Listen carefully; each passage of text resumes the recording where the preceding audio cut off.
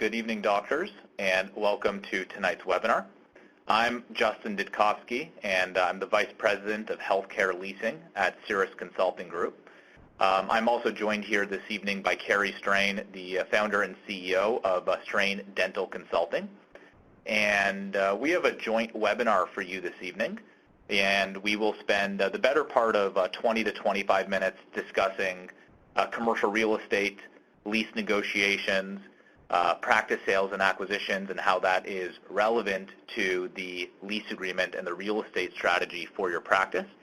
So the first half is really relevant for all of you this evening who currently rent or lease space for your practice.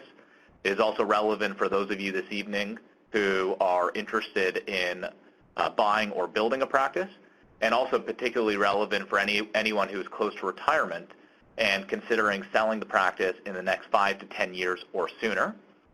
On the second half of the presentation, Kerry will be taking over and spending quite a bit of time discussing best practices for practice management. He will be discussing various ways for you to better manage your business, better manage the practice, obviously grow income, keep your overhead reasonable and predictable. So quite a bit that we're going to cover off over the next 45 minutes to an hour. Now, just to provide you all with a little background on Cirrus Consulting Group, I'm sure many of you are familiar with our firm. Others may not be, but we are essentially a dental-specific tenant representation company. We were actually founded by a group of dentists back in 1994. And since our inception have actually represented over 10,000 dentists across the country. The way that our firm is structured is we have an in-house legal team comprised of real estate attorneys, all of whom have a background in tenant representation, commercial real estate, or healthcare. We have an in-house leasing team. Our leasing team is composed of a number of former commercial real estate agents and brokers. They do not act as brokers in terms of they do not do space finding, nor do they collect commissions from landlords, in large part to avoid any conflict of interest with our clients. However, they are used as an internal resource on our end in order to do research on rental rates and comparables and what's on the market, and really provide guidance on the various financial and economic terms of the lease agreement. On an annual basis, we will represent approximately 1,000 doctors across the country, either supporting them in the initial negotiation of their office lease agreement, or in other cases, renegotiating the terms of the lease agreement during a renewal or mid-tenancy. We also deliver roughly 100 to 150 continuing education programs a year across the country, with the hope and intention of educating dentists about why the real estate component of the practice is so relevant for the short and long-term success of the practice. And we also lecture at most of the major dental conventions and conferences across the country. So every few years we will speak at the Greater New York Dental Meeting, the Pacific Dental Conference, the California Dental Association's annual meeting, both in Anaheim and San Francisco. We will speak every few years at the Yankee Dental Conference and the Hinman Dental Conference in Atlanta. Again, with the sole purpose and intention of educating dentists about the real estate part of their practice. Now, the purpose of tonight's webinar, or at least the first half of tonight's webinar, will be to discuss why the lease agreement is relevant to you as a practice owner, whether your intention is to practice in your current space for another 15 to 20 years, or your intention is to potentially relocate your office or open a new facility in a different building, different area, different space. We will also discuss some of the actual terms and conditions within your lease agreement, some of the various legal terms, and what they mean, how to interpret them, what the potential liability is to you, your practice, as well as your estate in some cases. And we're also going to talk about some practical advice on how and when to negotiate your office lease agreement, or for those of you who are currently in a lease agreement, when and how to renegotiate the terms of your lease agreement during a renewal. Now, I always like to start by asking a fairly generic question of what is a lease agreement? Now, I know from experience most of us have a general idea of what a lease agreement is. However, the reason you see a check before you is because most doctors simply regard their lease agreement as a contract that stipulates how much you need to pay in rent, who you need to pay, and how long you will need to pay them for. Unfortunately, that couldn't be further from how you should be really treating your lease agreement. I am very mindful of the fact that as dentists, rent tends to be one of the larger overhead expenses for your business. It's generally the second or third biggest expense. You have staff wages, which is generally the biggest expense, and then second to third is either your lease expenses or occupancy expenses or your lab expenses. So very mindful of the fact that rental rates for most of you is a particularly painful conversation, as it is one of your bigger overhead expenses for the business. However, the purpose of the webinar and the purpose of the next 20 to 25 minutes is really to enlighten you on the fact that it is not all about rent. Landlords strategically put rent on the very first page of your lease agreement because most doctors will never make it to page 2. They are so focused on how much the rental rates are and how much you need to pay and for how long. And there's very little emphasis or attention paid to the various legal parts of your lease agreement, such as guarantees or transferability of your lease for future sale. So we are going to spend some time this evening discussing some of the various legal parts of your lease agreement, why they are relevant for you, and why rental rates and your rental expenses are certainly important to you and your business. However, it's also leverage in the negotiations with your landlords. Landlords are purely fixated on how much rent they can get from you and for how long. Very often, they pay very little attention, or actually there's a lot of attention but less emphasis on the various legal terms and conditions of your lease agreement. But the reality is the legal terms of your lease can be far more costly for you in the long term. And in some cases, it may be in your best interest to leverage your rental expenses to negotiate more favorable legal terms and conditions, depending on the short or long-term strategy of the practice. Now, why is the lease agreement important for you? Well, first of all, we want to ensure that the lease agreement is providing us with long-term stability and security. We speak to hundreds upon hundreds of dentists a year, and many of them unfortunately structure their lease agreement to be a 5-year term with a 5-year renewal option, so a 5 plus 5. And we generally will ask them how often they plan to relocate their office, if they have any intention of relocating every 5 years. And generally, many doctors will tell us they have no intentions of relocating, or if they do, they plan to relocate maybe once in their entire career and never again. We always recommend when you're negotiating a lease with any landlord, whether it's a sophisticated, larger landlord or conglomerate or a small privately owned building, landlords and property managers alike tend to be motivated by rent and term. The more you pay and the longer you're willing to pay them. We recommend when it comes to negotiating lease agreements that you structure the lease to be a 10-year term with 2 5-year renewal options. The reason we recommend that is twofold. First of all, when you offer a landlord a longer commitment, so a 10-year term rather than a 5-year term, it'll give you leverage to negotiate better rental rates and better legal terms in your lease agreement. Additionally, for any one of you this evening who are considering retiring and selling your practice within the next 5 or 10 years or sooner, or are considering buying a practice, in order for the bank to finance a buyer for the acquisition of a dental practice, there needs to be a minimum of 5 years of term on the lease for the bank to amortize the term of the loan over the term of the lease. So in other words, if your lease agreement expires in 1 or 2 years, you may put the buyer in a fairly precarious situation where they are going to the landlord trying to renegotiate terms in advance of a sale. And in many cases, that does not work out favorably for the buyer or the seller.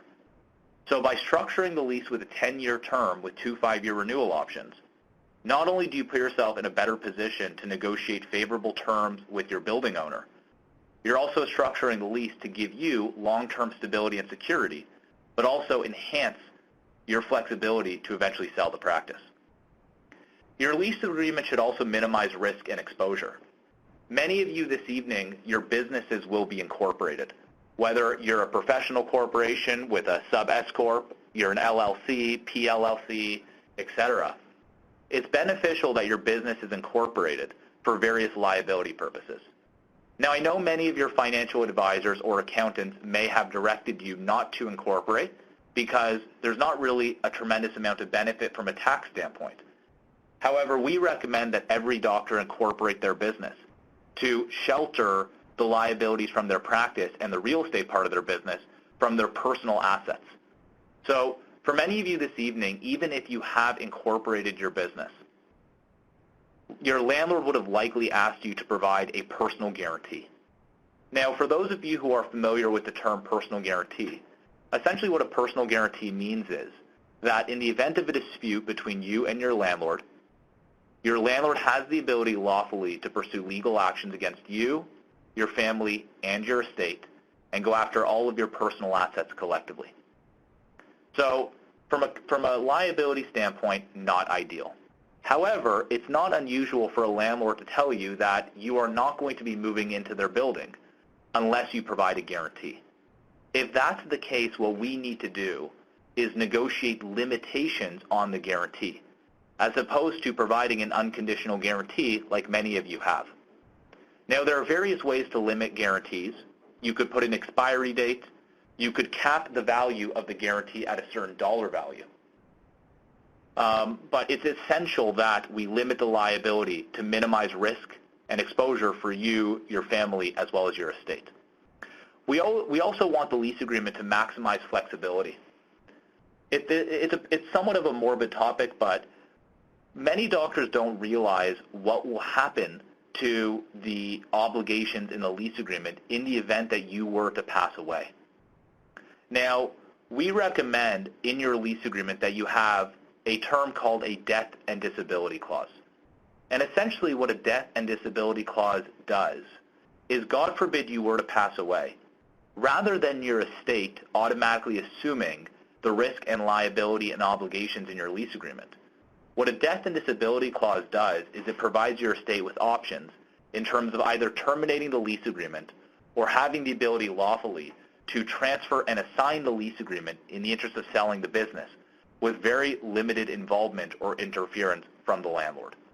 It's essentially like an insurance policy that protects your family and your estate, God forbid you were to pass away, or God forbid you were disabled beyond a point that you could practice wet finger dentistry.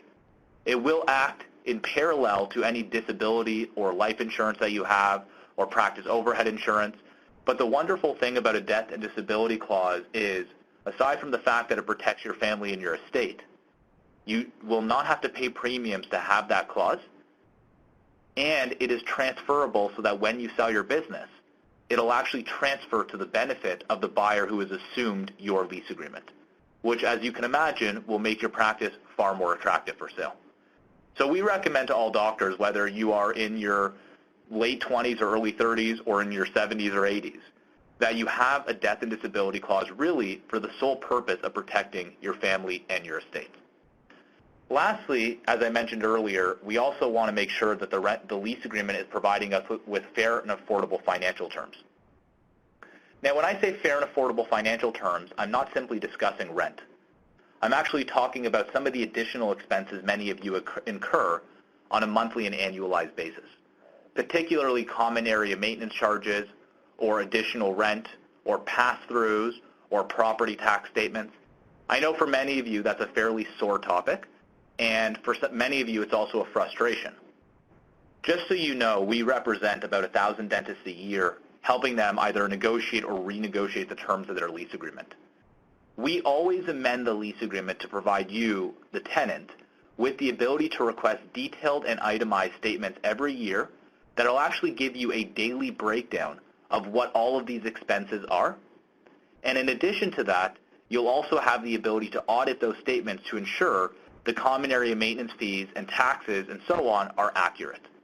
Now, many of you today are likely getting a summary statement where it's a 2 or 3 or 5-page document that summarizes the expenses the building would have incurred, and what your proportionate share of that expense would be. What I'm suggesting is that we amend the lease agreement to enable you to request detailed and itemized statements as opposed to summary statements. The difference is a summary statement kind of categorizes all of those charges and summarizes them. A detailed itemized statement will actually give you a daily breakdown of every expense incurred by the building, in addition to invoices and receipts that you can give to your accountant or financial advisor to audit. And interestingly, of the hundreds of leases we renegotiate every year, many of our clients see a 10 to 20% reduction in their maintenance charges the following year after the lease has been amended to allow them to request detailed and itemized statements on maintenance charges as well as audit them. Now, ideally, if we have all of the above, your lease will start to function more as an asset as opposed to a liability, and will actually maximize the value and attractiveness of your business for future sale.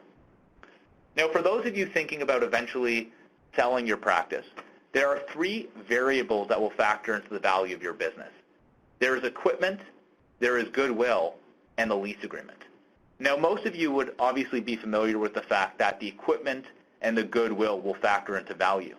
Most doctors do not realize that the lease agreement can actually make or break the sale of your practice. Most doctors are also unaware of the lease agreement can actually determine as much as 100% of the value of your business. The reason being is when you decide to sell your practice, you will need to go through a formal process with your building owner in terms of transferring the lease from you, the seller, to the doctor or party buying your business. In many cases, it seems like a very black and white process. Unfortunately, it's usually quite a bit more complicated than that. And in many cases, the landlord will involve themselves unreasonably in that process for self-motivated purposes, which we're actually going to discuss momentarily. But it is important that all of you are aware of the fact that the lease agreement, if not properly structured, can actually make or break the sale of your business.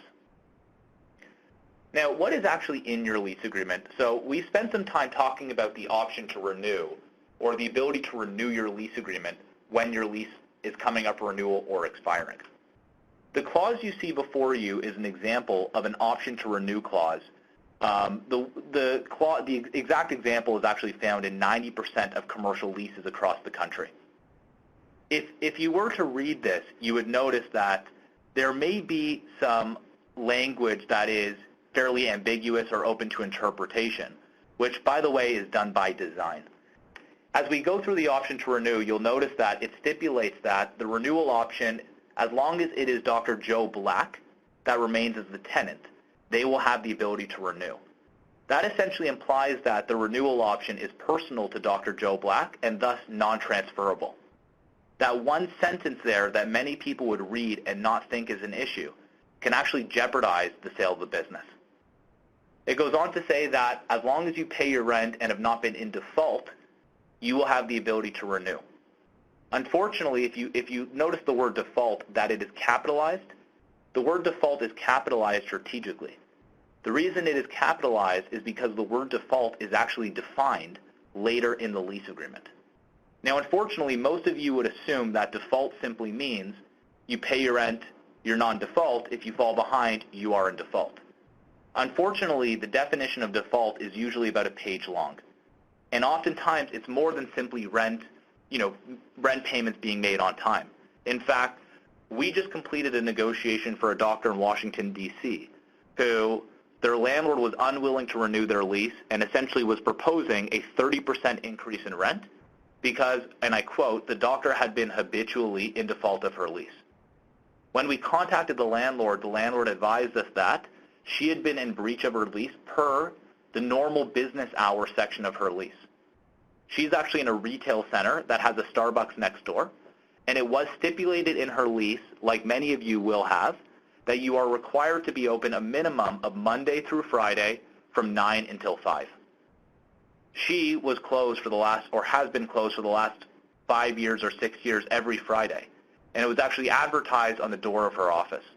And the landlord was leveraging that as to their benefit to essentially drive the rental rates up by 30%. Now, not to suggest that that would happen to all of us or any of us, but it is important that we're familiar with what it says under the default section of your lease agreement. It goes on to say that you'll have the ability to renew the term for 5 more years as long as you give 9 months notice. By the way, it's not an issue that you need to give advance notice, but it is important that you're aware of how much advance notice you're required to give. In some cases, it's 6 months. In other cases, it's 9 months, and in some cases, it's a year. But it is important that you are well aware of when your lease expires and how much notice you need to provide of your intention to renew. Now, it goes on to say that any renewal will be on the landlord's then current standard form lease. Something everyone should be aware of is there is no such thing as a standard form lease agreement. What it's essentially implying is during a renewal, the current agreement that you have, the landlord has the right to discard and nullify, and has the right to obligate you to sign a completely brand new agreement, generally very landlord-friendly, if you intend to renew your lease. Now, it goes on to say that it'll be at a minimum rent determined between landlord and tenant, but in no event shall your rental rates be less than the rent paid in the last year of the original term. As many of you can imagine, obviously over the past few years, there's been quite a bit of volatility in the economy, and particularly the real estate market. What it's essentially implying here is, regardless of the stability of the economy, your rental rates will continue to go up year over year, as I'm sure many of you have experienced over the past few years. Now, if you cannot agree with the landlord on the rental rates, it'll go through arbitration. However, the arbitration will be based on the market rent for renewing tenants in the building. It's a little bit of a catch-22 because you cannot actually discuss with other tenants in the building what they are paying without breaching the confidentiality section of your lease agreement. So rather than what it currently says, what it should stipulate is during a renewal, your rental rates will be based on fair market rent at the time of renewal. And there should be a fairly lengthy definition of how fair market rent will be determined, what kind of maximums it will be, and really ensure that you have some predictability on what that overhead expense will be over the next 5, 10, 15, 20 years. Now, your lease agreement will also have an assignment and subletting section. It's arguably one of the more important clauses and provisions in your lease agreement, as it will discuss your ability to transfer or assign the lease agreement in the interest of selling your business.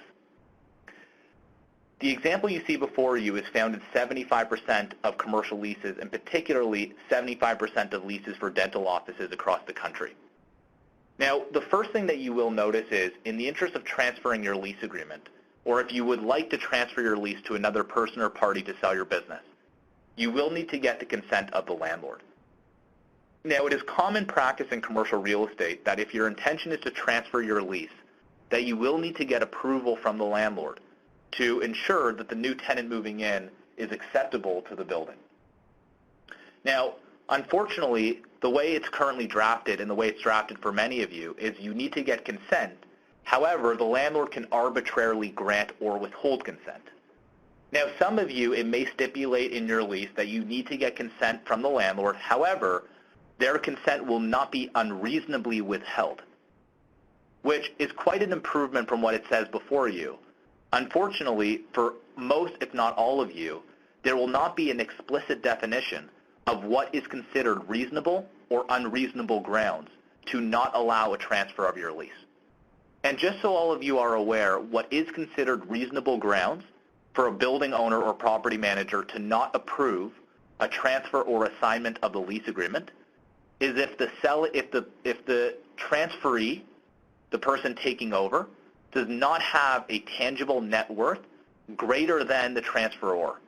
In other words, it is reasonable grounds for a landlord to not approve or authorize a transfer of your lease if the buyer does not have a tangible net worth greater than yours.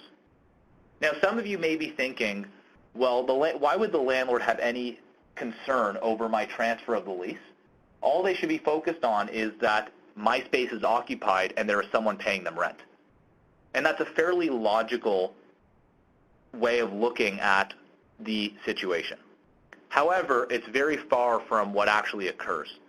Many landlords will leverage control over the transfer of the lease to ask the new incoming doctor for higher rental rates, or will condition their approval to get a percentage of proceeds from the sale of the business from the buyer. So we completed a case about a year ago in La Jolla, San Diego and California, where the doctor had been in her building for 30 some odd years, small privately owned building, not a institutional landlord. And when she approached the landlord to request approval for a transfer of the lease, the landlord essentially presented her with three options. The first option was a 30-day termination notice, where she had 30 days to vacate her space. The second option was a 35% increase in rent. And the third option was that the landlord would approve the transfer of the lease conditional on her paying them 50%, 50%, of the proceeds from the sale of the business. Now, I won't tell you that we deal with cases like that every day, or that extreme of a case. In fact, that was probably the worst case I've ever seen. However, I will tell you that on a daily basis, we deal with cases where doctors have been in the building for 20, 30 plus years. They are going through the motions of selling their business, and the landlord will leverage control over the transfer of the lease for in a scenario just like that, but quite a bit less extreme, where the landlord will ask for either 2.5% of what you sell your business for, or 15% more in rent. So obviously the focus is really not how do you deal with that situation when it presents itself, but rather how to prevent it. And the way to prevent it is to ensure the assignment and subletting section is properly structured.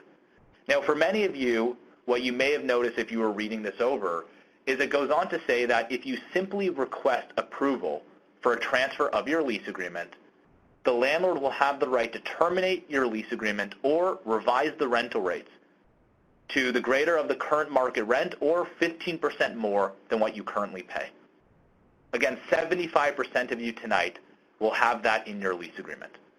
Unfortunately, it goes on to say that notwithstanding the landlord's consent to an assignment or transfer of your lease, you, the tenant, or the transferor, the person transferring the lease, will not be released from your obligations under the lease and will continue to remain liable jointly and severally with the new doctor taking over. In other words, what it is implying is that even after you sell your business, you will remain a guarantor for the new doctor who has taken over. Now, unfortunately, this will be found in every one of your leases tonight. It is essential that during a renewal that we renegotiate or amend this section to remove the liability. Now, in the interest of time as we wrap, we didn't really have an opportunity to discuss all of the sections of your lease. We spent a little bit of time talking about personal guarantees and death and disability clauses.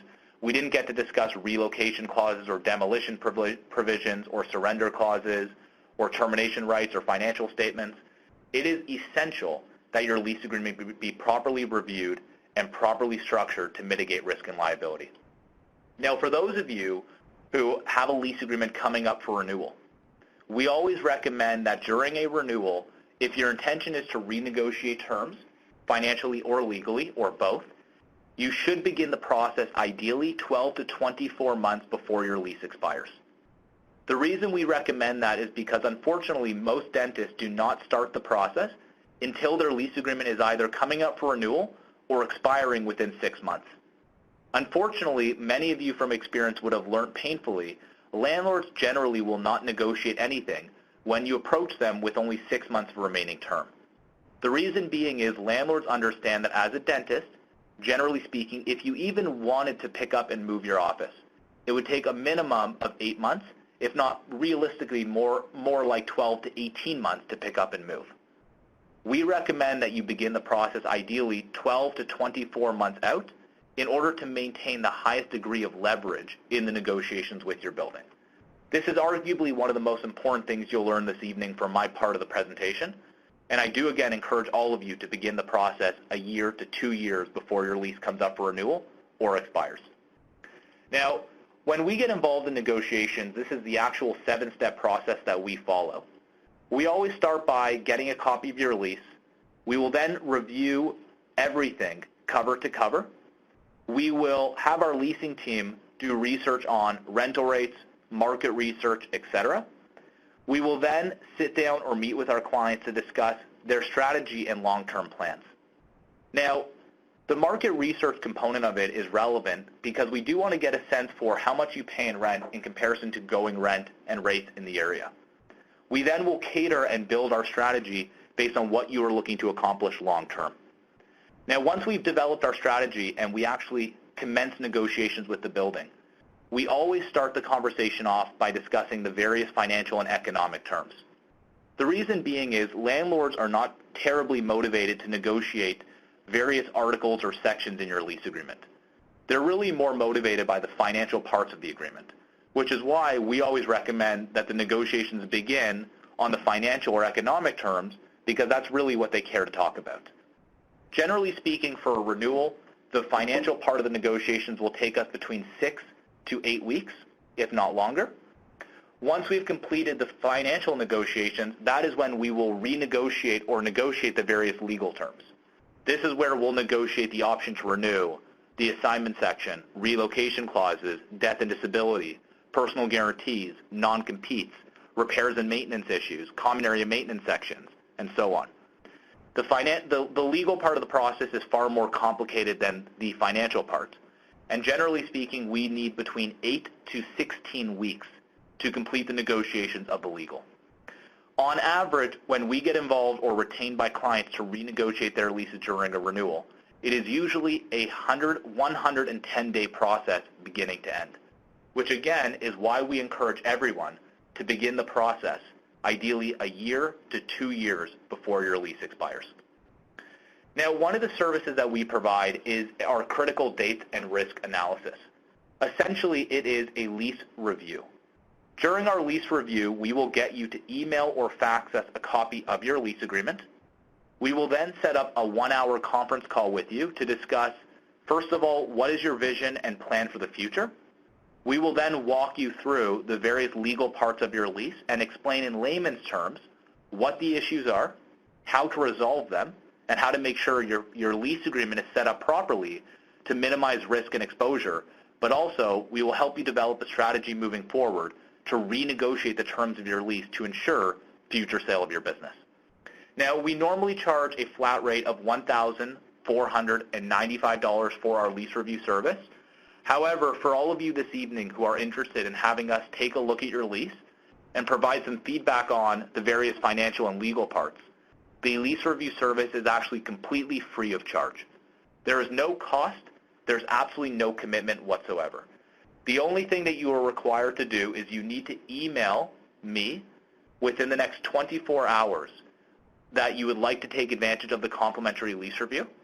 One of my associates will then contact you and will schedule the call within the next 2 weeks so that we can advise you appropriately on the various terms of your lease and how to properly amend them. So for any of you this evening who are interested in getting your lease reviewed, please email me. My email is below, and we will put it up again at the end of the presentation. Please email me within the next 24 hours, and one of my associates will respond back, and we will coordinate with you to set up a conference call in the next 2 weeks. Anyhow, I do want to thank you all very much for your time.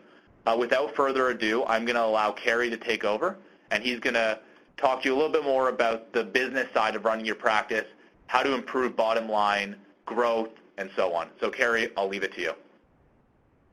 Thank you, Justin. Can you hear me okay? We can hear you perfectly. Hi, everybody. Thank you for the time. I'm not so sure I have control over the slides, but maybe make the presenter. Yeah. How do I do that? You should be fine now. Okay. I'm looking at, I'm not so sure I know how to do this. Hi, everybody. Hold on real quick. Do I need to hit anything or just... Should be a little arrow on the bottom left-hand side. Okay, hold on one second. All right. There we go. Good. Well, there I am. There's my experience. You know, I want to thank you all for spending time with me tonight. And Justin, what a fabulous presentation. I know, having leased a lot of property here with my father in the front row, my brother in the back left as we look. We had our CPA firm in Sacramento. I was in public accounting from 1978 to 1992. During that time, one of my dentists asked me to help him with this strategic plan. That was in 1986. Hard to believe it's been 31 years ago. We've conducted over 25,000 planning conferences with our doctors over the last 30 years. I have a tremendous team. I'll show you in a minute. We've worked with over 6,000 dental practices throughout the United States and Canada, from startup practices growing to their potential to large DSO and MSO clients, the largest in the industry today. We've worked with them all, and we currently have clients in 46 states and several provinces, and we're also thrilled to have had a relationship with Henry Schein since 2001 that continues to this day. There I am in the middle with my beautiful wife, Olivia, and our consulting team that works so hard throughout the day to help our doctors learn how to become the CEOs of their practices so they can grow the leaders to help them deliver on the mission and accomplish the vision. You know, when we look at dentistry today, I mean, it's amazing that only 30% of dentists aged 65 to 74 years of age are retired. There's two reasons. We were talking about this in training today with our consultants, that they're faced with that reality. Number one is economics. You know, when we look at baby boomers today, compared to the same age baby boomer 20 years ago, they have 5 times the amount of debt in their lives than they did 20 years ago. Secondly, fewer than 50% of them have over $50,000 saved for retirement. So they need the money. And secondly, they need the purpose. When we're looking at students graduating from college, this is a recent ADA slide that says that students are graduating with at least $250,000 worth of debt. And the reality is we see it with our graduates that are graduating with $400,000, $500,000, $600,000 as general dentist debt. And if you're a specialist, the amount of debt can approach $1 million. And then keeping up with the demands of running a dental office are harder than ever. And there's a constant struggle to stay in the forefront of modern dentistry. So what I want to talk to you about defining key performance indicators, because these key performance indicators that you're going to be thinking about for your practice, whether you own one today or you're thinking about buying one or starting one up, these are the milestones of the journey along the way to achieve your goal. And the goal should be broad-based. It can mean that I want to have a happy life. I want to work 40 hours a week, 32 hours a week. I want to have a full schedule, and I want to take care of my family. We're going to talk about strategies to increase production, creating essential systems and policies to focus you and your team's energy on revenue, not just expenses. We're looking at William Edward Deming, a famous performance management expert back in the 70s, 80s, 90s, and early 2000s, said, if you're trying to save your way to prosperity, it's never going to work. You have to understand revenue enhancement strategies. And when Ciris is looking at your lease, you really want to know that you've got the appropriate space that you either have now or can grow into to be able to equip the number of treatment rooms so you can manage the patient flow to keep you busy at the level you want. There's 4 big macro influences in dentistry today to think about: the economy and spending, PPOs, tax increases, and corporate dentistry. And corporate dentistry is coming. They're anticipating that it's going to be over half of the dental market by the year 2025. When we look at the economy and spending, there's going to be a modest per capita disposable income growth, and senior citizens, they don't have any money. They're not getting a return on their investment. They're not even moving to Florida and being snowbirds anymore, even if they're coming out of Canada, Justin. So these are people that are staying in their communities. They're continuing to work, and they really are a great source of part-time to full-time employment once they leave one job, because they need to work and they want to work. When we look at the migration based on the most recent census that occurred a few years ago, you can see people moving out of the blue states into the orange states. And I think of California. I mean, it's a very difficult state where I'm based out of. And this week I'll be in North Carolina and Georgia. And for those of you up in the north, I mean, you have to really understand the demographics that you're committing to, because the population's shifting. When we look at insurance reimbursement reductions, it's not going to get better. We're facing challenges whether or not it's in California. I was just in Massachusetts lecturing at the Yankee, and the discounts that are being experienced in reimbursement rates are staggering. And dentists are going to have to develop strategies to increase revenue, collect what they can, and manage the overhead. And it's becoming more and more challenging.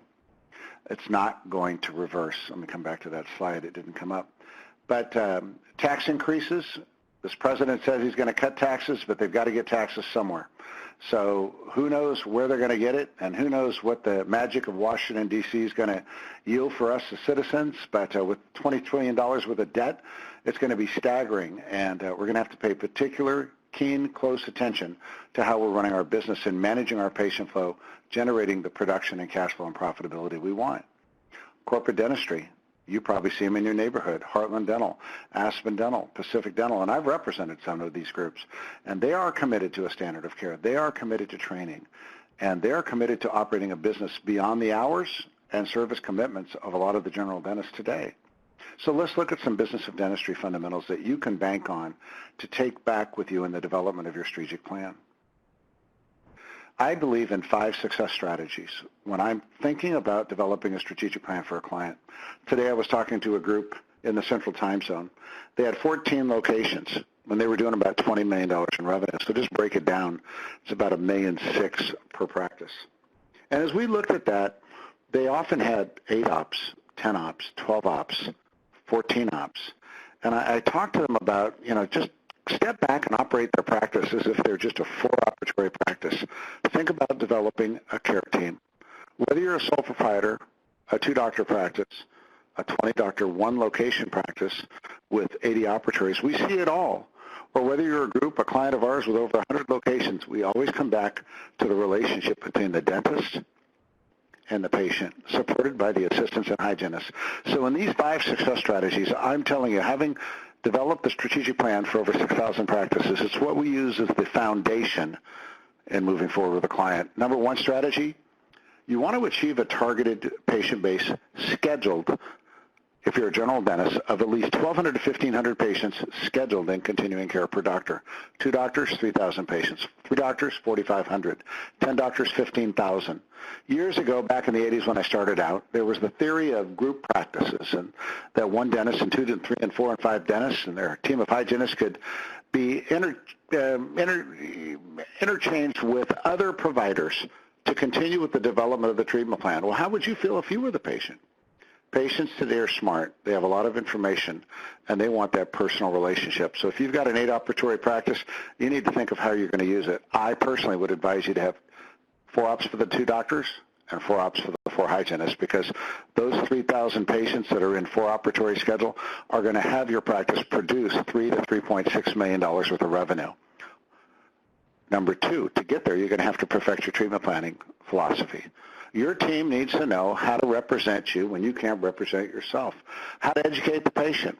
What do you want them to say and do that's outlined into the task portion of the operating policies and indexed into the job descriptions so you can guide them to represent you when you can't represent yourself is critical. Over time, we can get rid of the flaky patients.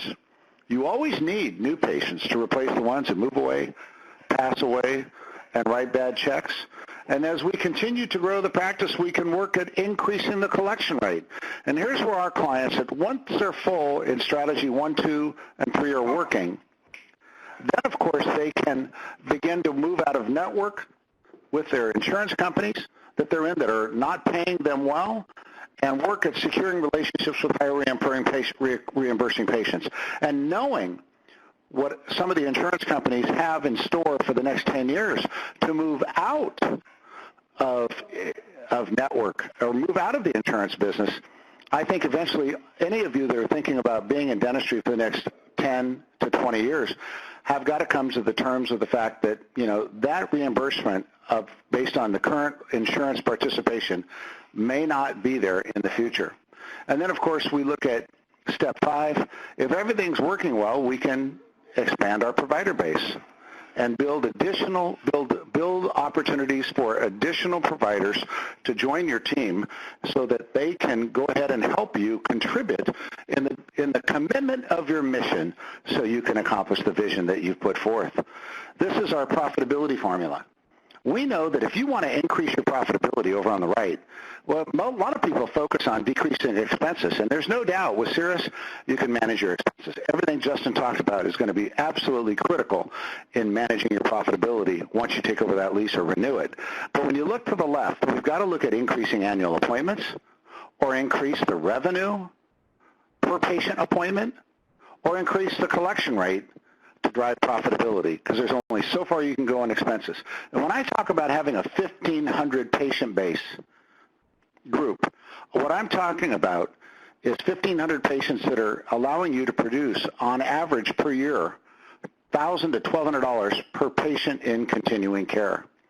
So again, looking at that profitability formula, annual number of appointments times the average revenue per appointment equals our production, times our collection rate equals our collections, minus our expenses equals profitability. When we look at the example in Dr. 1 versus Dr. 2, they increased their annual patient visits by 20% from 5,000 to 6,000. They increased the revenue per patient visit from 300 to 400, and look at the impact on revenue from 1.5 to 2.4 million. They moved out of network to increase their revenue, or their collection percentage from 80 to 90%. Overhead went up, but look at the net. The profitability from 400 to 860,000 enables that doctor to have a sound economic understanding of the business, comfort in knowing they're not worried about cash flow, and giving them the confidence to continue to make the investment in their employees and their technology and everything about running their practice. So here's some sudden impact strategies that you can consider that our clients use every day. Number one, if we want to increase the doctor production, then you need to consider adopting some of the following strategies in the next 6 weeks. Look at scheduled hygiene patients in the next 6 weeks in advance. And if there are patients scheduled in hygiene in the next 6 weeks, every day your team of administrators and hygienists, when they have openings in the schedule, might consider calling the scheduled hygiene patients and inviting them to come in on the same day as their hygiene appointment to complete the pending treatment that you've diagnosed. I can't tell you, I mean, today alone I looked at 3 practices using the Dentrix treatment plan manager that equipped me to understand how much pending treatment there was in the scheduled hygiene patients in the next 6 months. And I instructed those dentists to guide their teams to make the calls to invite the patients to come in on the same day to kill 2 birds with 1 stone, and that was just a strategy that they implemented. You could then look at the unscheduled list of patients as the last resort. So work on your scheduled patients first, then your unscheduled patients later. When we're thinking about sudden impact schedules and hygiene, I think you need to clarify the soft tissue treatment planning philosophy of the practice. You know, if you haven't had the opportunity to have Henry Schein's practice analysis done for your practice, you should do that. It will give you a clear understanding of how you're leading your team with your systems.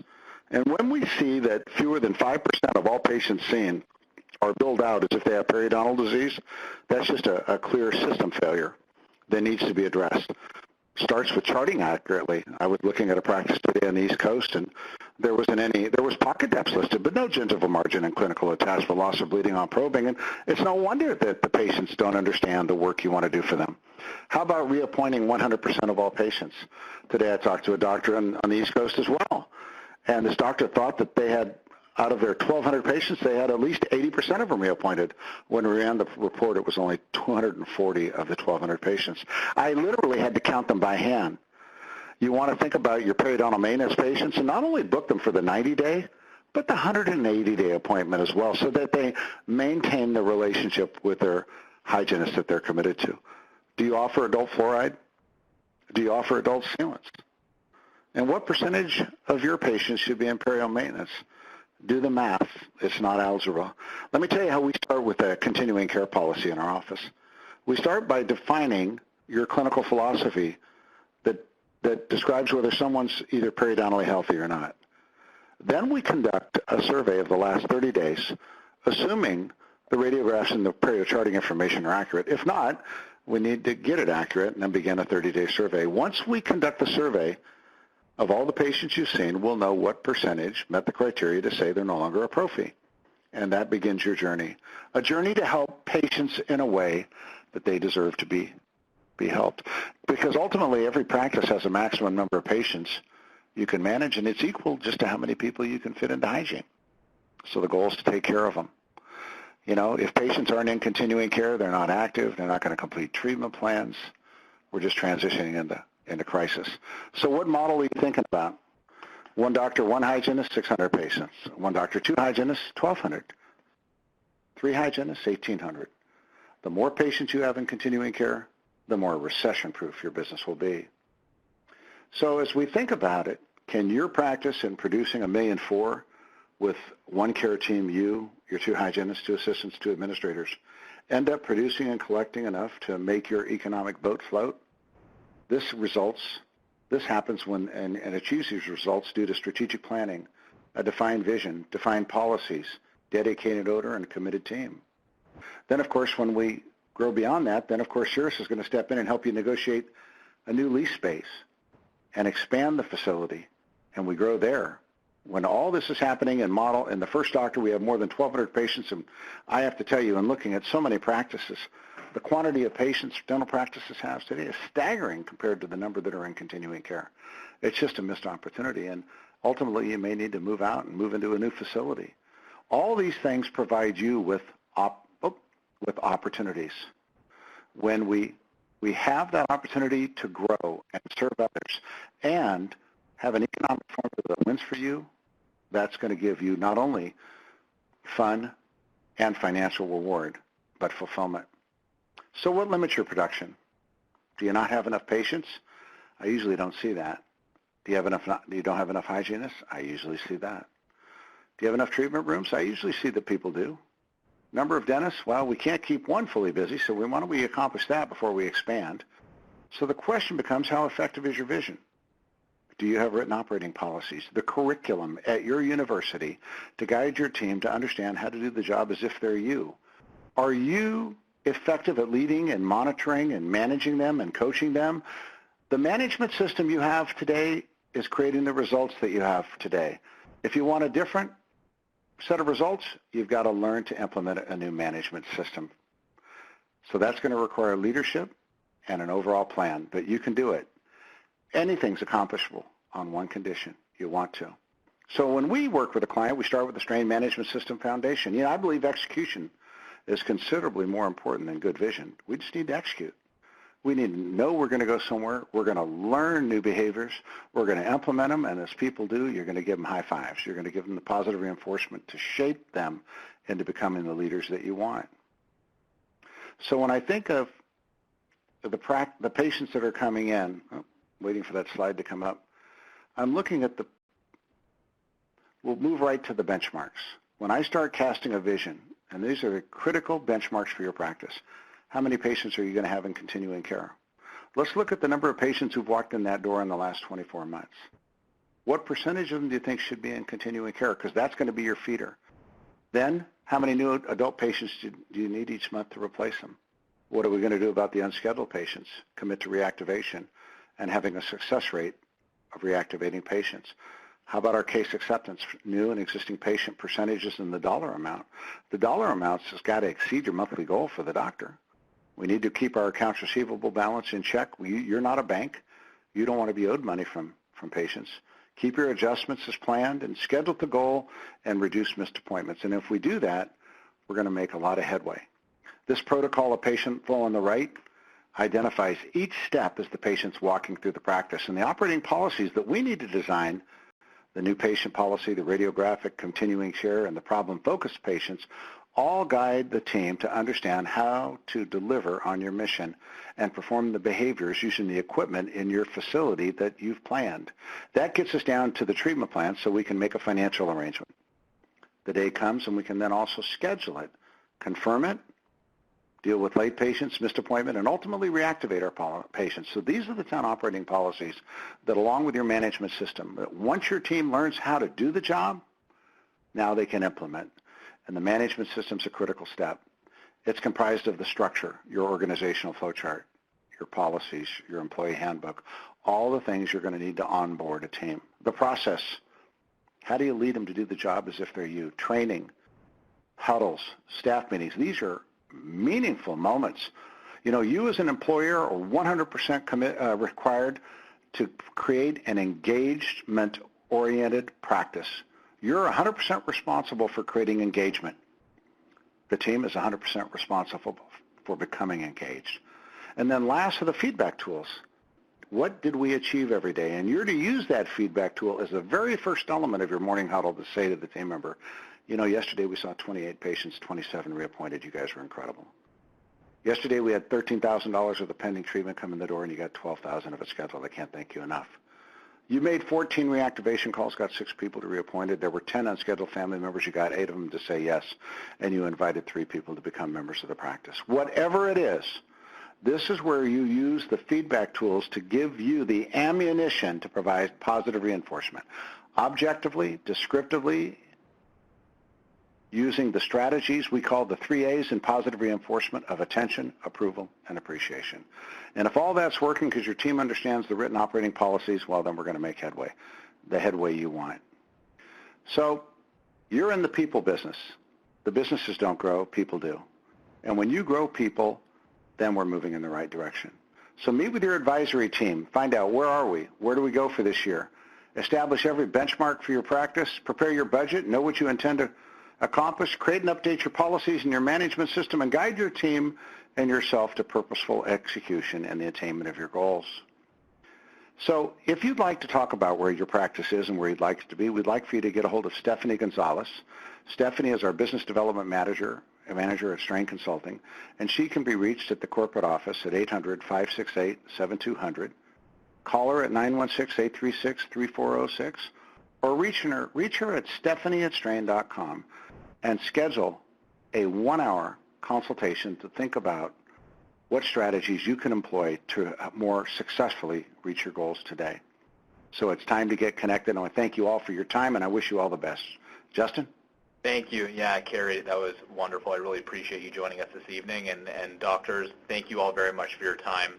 If any of you are interested in having consultations either with the Cirrus Consulting team or with the Straine team, both mine and Stephanie's details are below. Again, if you're interested in taking advantage of the consultations, we do ask you kindly to please email either Stephanie or myself within 24 hours, and we will connect with you directly and coordinate to set up a call sometime over the next few weeks. Anyhow, I do want to thank you all again very much for your time. Feel free to get in touch with any of us if you have any questions. And with that being said, have a wonderful evening. Take care.